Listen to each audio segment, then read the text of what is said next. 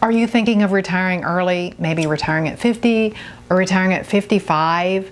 In this video, I want to share with you 5 crucial factors that you'll want to consider in your retirement planning if you're thinking of retiring early. This is based on what we learned from our adventure moving from fear and uncertainty about our financial future to financial independence after we sort of stumbled into early retirement around age 50, and what we did and how we got that financial independence from investing in both traditional investments in stocks and bonds and also using alternative retirement methods or income streams that are usually ignored in traditional retirement planning. The very first thing I want to share with you that was sort of a big aha for us, huge aha, was healthcare cost. Oh my gosh, before Medicare kicks in, right? So this is huge. And I want to share with you what really worked for us. And I want to tell you, make sure you stay tuned to the end of this video, because I'm going to share with you what we have discovered to be the most amazing, incredible opportunity that exists right now for all of us to create financial independence. But backtracking to that healthcare, yeah, that's a big one. It's expensive, right? So you may have COBRA and you may stay on an insurance plan after you leave a job. We did a lot of different things over the years to try to make this work. We actually ended up having our own small business. We created an entity. Part of the time I would get our insurance through our entity because that was the only way I could get good coverage for us. It was very expensive. I was really committed to being able to choose my own doctors because of some health things I've lived with my entire life. And that was really important to me. Other years, it was more beneficial for us to just get independent policies. We have when we first retired, we had 2 children that were still under our care, dependents. And so this was a big factor for us. So it was a constant every year challenge, you know. So it's something I really want to mention to be aware of. I want to share with you, though, the biggest tip after all these years that I learned is I worked with a broker in helping me figure out the best plan. This woman was incredible, and she was able to really help me step through and understand the various options. We were able to talk to my CPA and see, you know, what might work. I'm kind of a nerd around this, so I analyzed, you know, would we be better off with an HSA or whatever, but you can work with a CPA to help you figure this out as well. But having a good broker, and this was a local person, as I understand it, state regulated, but I would suggest finding a really good broker. If you have a CPA, you can ask them who they recommend. You can ask friends. We're torn with choosing our own healthcare providers or not. I finally gave up on that and just said, forget it. I practice mostly alternative wellness anyway. I don't go to the doctor very much, and most of the stuff I do is not covered under insurance. I had high deductibles always. No matter what I did, I paid out of pocket. So finally I just said, forget it. I'm still not old enough to have Medicare. But every year I would suggest evaluating what makes the most sense for you. Be open to different options and find yourself a good insurance broker, because you don't have to pay anything for them. They're paid by the companies that you end up using. And I honestly felt that this woman really was unbiased and was able to give me an unbiased perspective and help me. All right, so that's number 1. I don't think the other ones are quite as long, but healthcare is huge. All right, the next one is to be aware that you may have, you know, a good 10 years, say you retire at 55. Most retirement planning models are based on retiring at 65.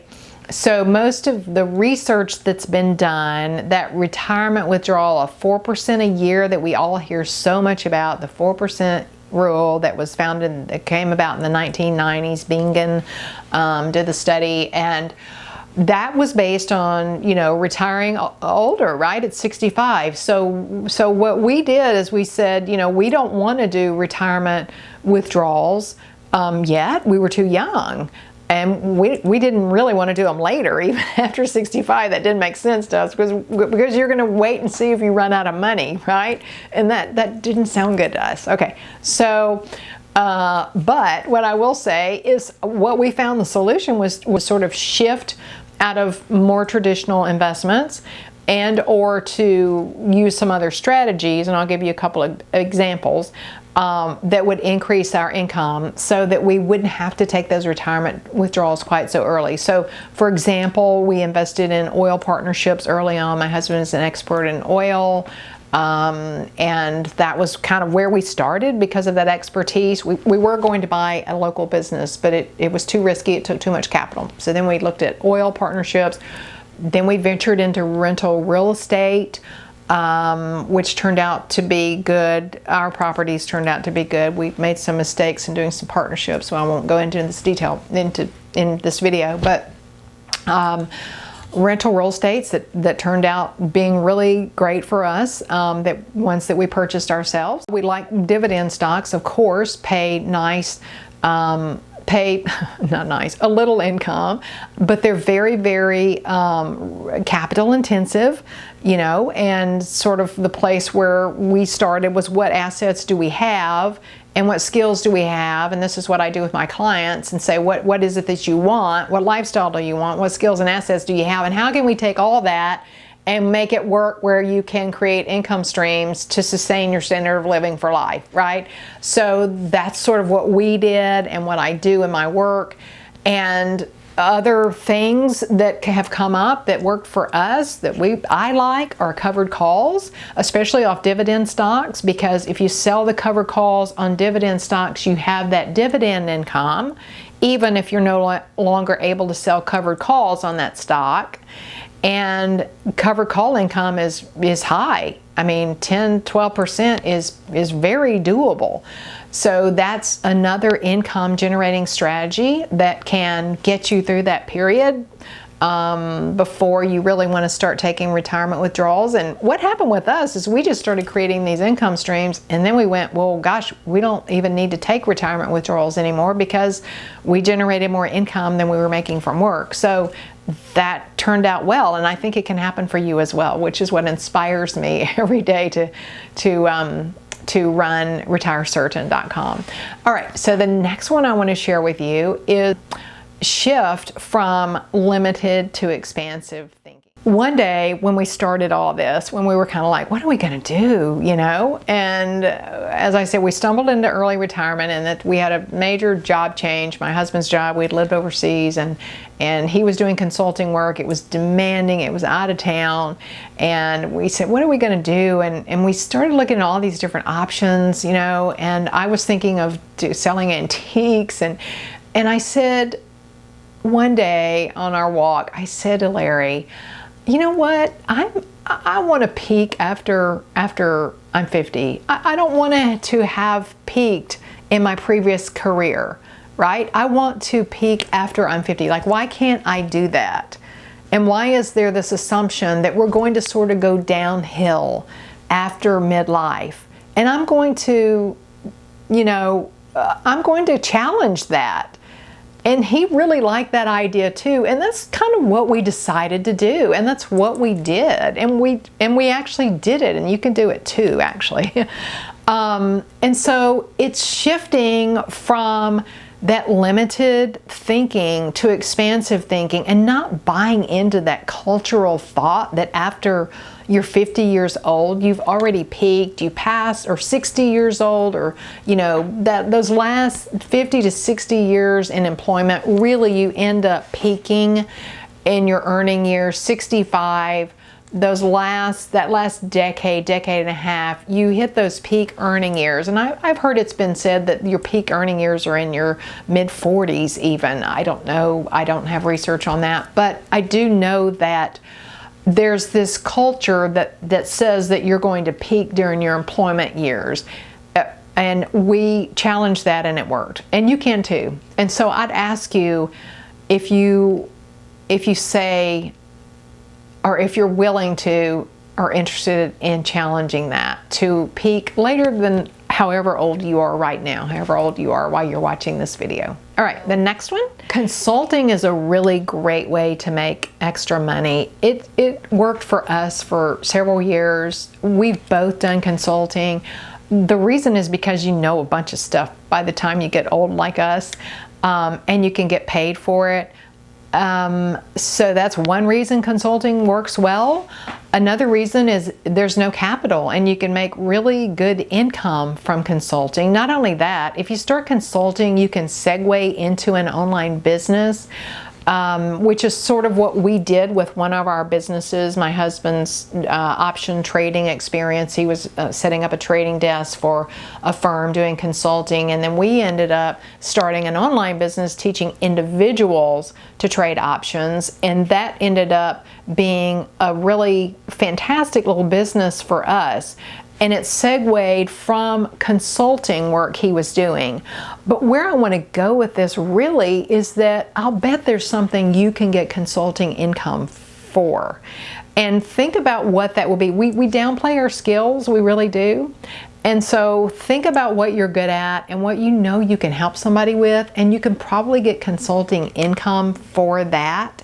Now, I want to really throw you with this consulting income, and let's say that you make $2,000 a month consulting income, which is not crazy, right? If you made $125 an hour and you got paid 4 hours a week, or $100 an hour, 5 hours a week, on down. You know, you can do the math at anything, right? I mean, so do the math and say that you made $2,000 a month. Well, if you were comparing that to a retirement withdrawal of 4% a year, that's going to take $600,000 of capital in order to generate that $2,000 a month withdrawal, right? $600,000. So consulting is so much easier, right, than coming up with 600 grand, you know? And not only that, consulting has a lot of upside, because like I was saying, you could segue online, you can do all kinds of cool things with that. Group coaching, especially now online. So open the door to that as a possibility, and think about what you could do on a consulting basis. You probably heard me share here my story about the dog walker, my dog walker that I paid, I'm embarrassed to say, don't leave nasty comments, $185 an hour to help me solve a problem I was having with my big old Labrador. You've probably seen here, Blanco. He was knocking me down, and it's something called Zooming. And he helped me solve that, $185 for one session, and it was solved. But, you know, that's some pretty good money doing something that he liked, right? And he ran this thing. He was a retired executive. He ran it like a business. He had an assistant set up everything for him, handle his payments and everything, where he just showed up, right, and did the dog training. So that's like consulting. It's a little more service-based, but service-based consulting.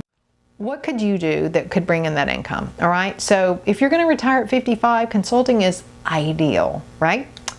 All right. The last thing I want to share with you, this is the one I was saving, and it is the most incredible opportunity. We are all going to be kicking ourselves in a decade or 2 or 3, assuming I'm still here, that we did take advantage of this opportunity. It's my favorite opportunity I want you to consider as well, and that is online business. All right. We live in an incredible time. You can reach a global market for less than $10 to purchase consulting from you, or to buy your products, or to do whatever it is you want to do. So offer services, a global market. I'm reaching a global market right now on YouTube for basically nothing. Online business is an incredible opportunity. Think about 2 decades ago, really 15 years ago, in order to have a small business, to reach just your hometown, you had to spend 50, 100 grand. I used to do commercial real estate, retail leasing. A build out would be 100 grand, you know, at the drop of a hat. And that was decades ago. It cost a fortune to reach even a local market. You can reach a global market for under 10 bucks. So online business is an incredible opportunity now, whether that's starting a website and doing content, you know, writing content, creating content, something I I share as well on how to do that. You know, there's so many different models, but simply that, starting a content-based website where you get traffic because you've written about things that people are searching for online, or you've had a YouTube channel where you've talked about it and you provided value for things people are looking for, and then building an online business around that. Boom, no capital required, right? So that's been a game changer for us. I can't say enough about it. If you like this information, found it helpful, you'll love this video too. Make sure you watch it.